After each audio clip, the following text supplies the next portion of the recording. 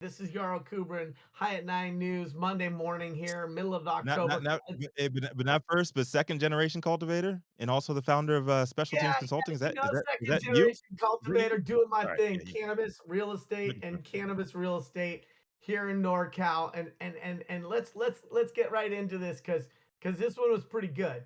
So dog attacks Oswego County family after ingesting THC gummy. Grand Rapids, Michigan. I was in Michigan last week. Let's let this roll. The director of Oswego County Animal Control is reminding pet owners that while CBD is safe for most animals, THC is not. The reminder comes days after an Oswego County woman claimed she was attacked by her family dog after feeding it a THC gummy. According to the report from 9 and 10 News, Animal Control said the dog had been with the family for 4 years and is not an aggressive breed. CBD and THC are two compounds commonly found in marijuana. THC is one that triggers psychoactivity. While CBD is considered safe for dogs and can help alleviate aches and pains, THC is considered toxic. It depends on the composition of the dog or cat on how it's going to affect them. But the biggest thing to be aware of and to know what is to be aware of and to know what to look out for, said the director, Melissa Fitzgerald, and she told the news this. THC toxicity can lead to side effects ranging from a lack of coordination and sluggishness to restlessness and aggression. This dog became very aggressive and it was a bad scene, Fitzgerald said. Her team is now working with the Michigan Department of Agriculture and Rural Development to try to get a warning placed on THC products. Experts recommend if your pet consumes THC, you should contact your veterinarian immediately. So let me kick this off for a quick second with my own commentary. The first thing that stood out for me in this article is that they said they've owned the dog for 4 years. To me, that's code for the fact that this dog had a life and an experience before them. These people probably fell in love with the idea of rescuing a dog from the pound because everybody loves that modest pet flex. And the dog had an unknown history, which means that it had unknown experiences, which mean that it might have latent or unknown behaviors. The next thing is this notion of adding another label, right? Adding another label is code for more cost, more regulation, more bureaucracy. I don't know any cannabis manufacturer or consumer that has previously thought that giving their animals psychotropic inputs is somehow good for them. And then the other thing also is this notion of causation versus correlation, right? We have a dog with an unknown history potentially that did something aggressive, and we are now suggesting that it's because of the THC gummy. That doesn't pass the sniff test for me. And finally and lastly, in the article, it says that the lady gave her dog a THC gummy.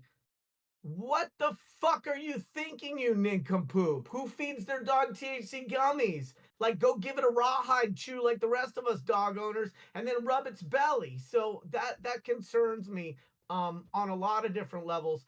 I would never feed pets cannabis intentionally, except for one thing, which is in the Middle Ages the songbirds in the royal courts were fed THC seeds because it was believed that they sang better songs when they consumed the THC. So I stress tested this idea back in 2008 by mixing cannabis trim with the chicken feed for my 44 chicken flock in Sebastopol, California.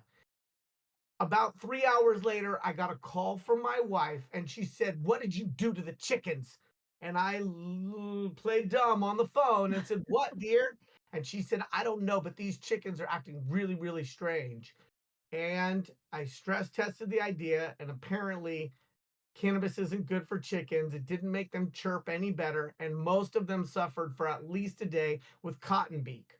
Luckily, no animals were harmed in that exercise, but I think this is another one of those articles that just kind of falls under common sense.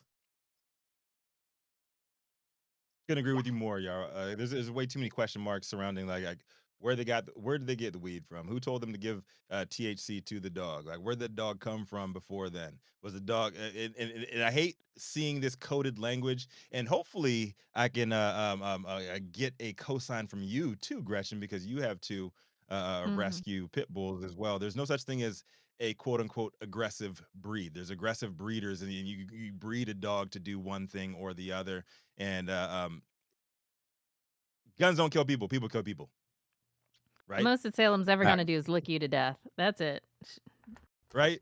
Yeah, there's so much coded language around this. It just seemed like a bunch of like prohibitionist fluff. This whole article, like a dog eats It is weed, goes definitely. crazy, attacks. It's like cocaine bear.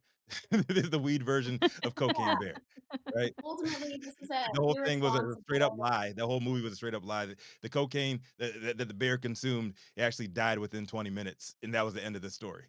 And Period. they needed So more than 20 minutes for the movie, so they extended it out, right? I mean, right, here's It the was thing. an entertaining movie. It was a good movie, it was unfortunately, I hilarious. have to admit that. It was very And here's the hilarious. thing, we're ultimately responsible for our dog's behavior, whether you know it or not. My Period. best friend was an animal control officer. You're responsible for your dog's behavior. It's not like a cat, which is considered a free spirit and can't even be personal property. So if you feed your dog THC and then your dog does something aggressive to one of your family members, you're responsible for that, right? And so I just, I mean, should we take that person and after their stitches have healed, charge them with animal cruelty? I don't know. Maybe that's just a dog Yes. whistle. But there's a lot to unpack. I Yeah, see what you I did there think with that this dog speaks whistle, to the Yarrow. situation going down. Like, how did this actually jump into the news? This person's at home, makes a decision to feed a dog a gummy. I guarantee you, nobody said, "Go ahead and do that." This is, oh, let's try it and see what happens. And well, then yeah, it this dog's winds up been in it's a been a great news family. article. It's been Did a she great file the family pet paper for herself? Have I have a question it's for you been a guys. great Do we it's been think a that great this family was Yeah. pet for a 4 years. Let me just go ahead and give it as a off-brand gummy. do we think this was a Delta 8 gummy or some And other also, cannabis I compound? think that we should go and arrest this person. No, but Yeah, Well, we maybe animal should put abuse. not another label. We should put not another label that says, "Don't be an idiot." Yes. another Yes. label. Jesus, we should put Yeah. another label that says "Don't be an idiot" on soda too. Don't be an Yeah, idiot and yeah, drink on this. sugar, all sugar products. How about that? Make all sugar products, put labels on those. It causes obesity, it causes your kids to act wild as hell. And matter of fact, you should stop eating 95% of everything in America because it's all dumped. They got all gas sugar dumped in it. But we're not going to do that, right? Because of sugar Birthday subsidies cake. and, Birthday cake. You get to eat as much as you you know, want. it's your birthday. You can eat all the cake you want. You can take your cake and eat it too. I hate that Hell saying, yeah. man, because what you supposed to do with cake? You ain't supposed to eat it. Like what the hell, man? But anyways,